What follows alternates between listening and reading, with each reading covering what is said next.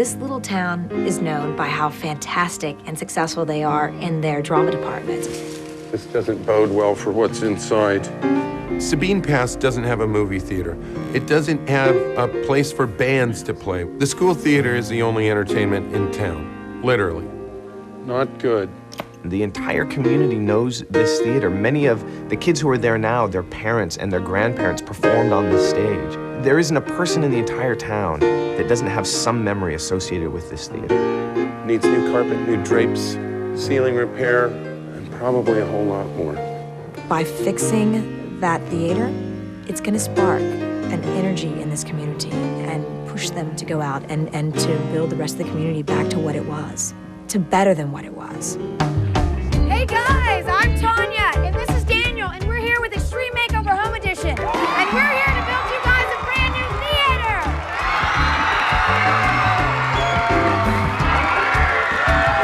They're so excited and they're so hungry for a little help and for a little hope. We found the kids from the drama department. They happened to be sitting over at a little table. So what happened to your theater? It just got wrecked, right? And so what is it like now? We practice it here. Yeah. Okay, wait a minute. You've been rehearsing in the cafeteria. Yeah. In the midst of all the drama students, we find their teacher, Tammy. Theater at this school has always had just a wonderful reputation. And then the hurricane came along and it destroyed everything, just everything. You guys have had a tough time, and I know this year's been hard, but you know what? The school year's gonna end on a bang. I can promise you that much. It's gonna be fantastic. Show us the theater. Somebody show us, let's go. We walked in with the kids, and there was just mildewed insulation on the floor and drywall that had fallen like a war zone. I mean, it just looked like something had exploded inside that lobby.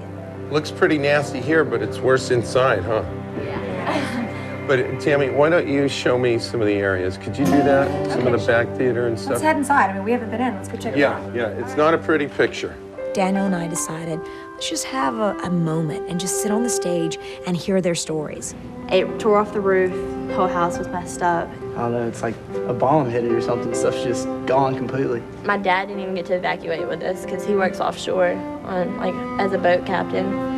The entire time that the storm was going on, we thought that the entire place was just gonna fall. And when the storm was finally over, we saw trees and people's cars and things, and we had a huge hole in our roof, and all of the ceiling was down and everything. So all these stories, all these things you're telling us now that you haven't really told.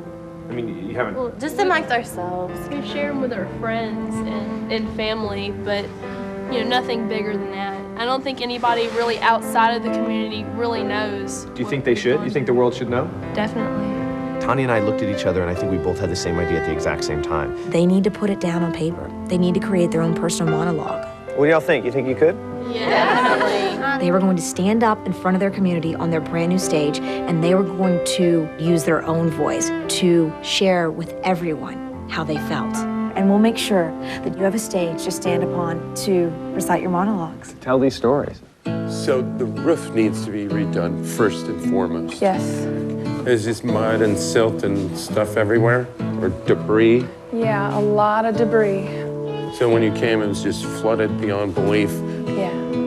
Fantastic. Preston. Hey guys. Hey guys. We have a great plan. You do? We think a great idea is that we'll work on the theater and we'll make it the best theater we can possibly do. Yeah, we got a lot of work to do. Exactly. And then they'll go and they'll work on these stories that they were telling us and actually write them down. And in a week, we'll all meet back here and maybe they can perform them. Well, yeah. I mean, you can't stay around here. I told you it's kind of toxic when we rip it down. And you guys are actors and actresses. So for any aspiring actor or actress, you probably have an idea of where you'd like to go in the future if you become a professional. So we just thought maybe we'd send you somewhere, a little place called New York City.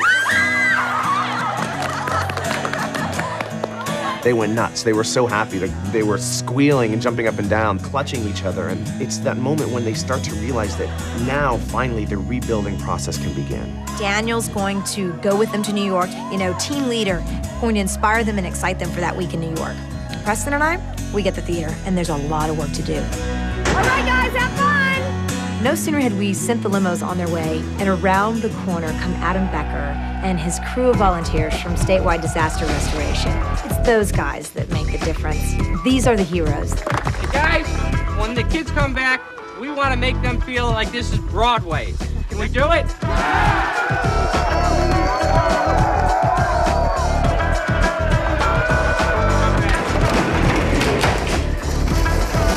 Everything's changing in there. They're getting new hardwood floors and a ticket booth, new furniture, new chairs, a marquee so they can actually put their production in lights, new sound system, new lighting, new curtains on the stage, new sets, new costumes in the back. They're getting a whole costume dressing area. When the curtain goes up, this town has never seen such an emotional performance from their kids. Boy, I can't wait to see opening night. Hopefully there's not a dry eye in the house. When we return, Go see the inside of your new theater, you guys. Let's go. You have to be on stage in about 30 minutes, okay? you're watching Extreme Makeover Home Edition, After the Storm. The epic motion picture, The Ten Commandments, Saturday, 7. There's a wind blowing through the Gulf Coast. And no, it's not the destructive wind that blew through here last summer. This wind carries hope and change and the promise of a new tomorrow. Sears has set up a rebuilding fund called Winds of Change.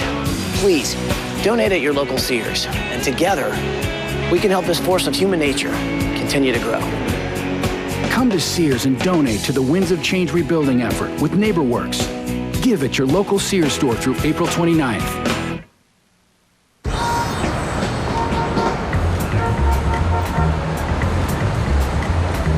There is nothing like New York City in the entire world. It is so vibrant, it is so energetic, it is so filled with the artistic spirit. And what a great opportunity for these kids to be able to go there. A lot of them, some of them had never been on a plane before. Most of them had never been out of small town Texas. Hey, you never think you're gonna be right here in Times Square in the middle of everything. All these theaters and major shot. Oh, definitely. It's surreal. Yeah. It's just such an extreme contrast to what we have back home. Well, the first thing we did is we shot down to the Lower East Side to get these guys some new headshots. Every actor needs a headshot. It's your calling card. We walked around from place to place. Their eyes were as big as saucers as they saw the giant marquees and theaters everywhere. All right, guys, so to whip your monologues into shape, because you know what? We do have a show to do. We've brought you to one of the oldest and most prestigious theater schools in the entire world. Welcome to the Juilliard School. Let's go make it happen. The Juilliard School of Acting is one of the most prestigious schools in the entire world. And for them to have the opportunity to actually get to work on their monologues with Juilliard acting teachers, I think it was the perfect way to really get this show into the shape it needed to be in.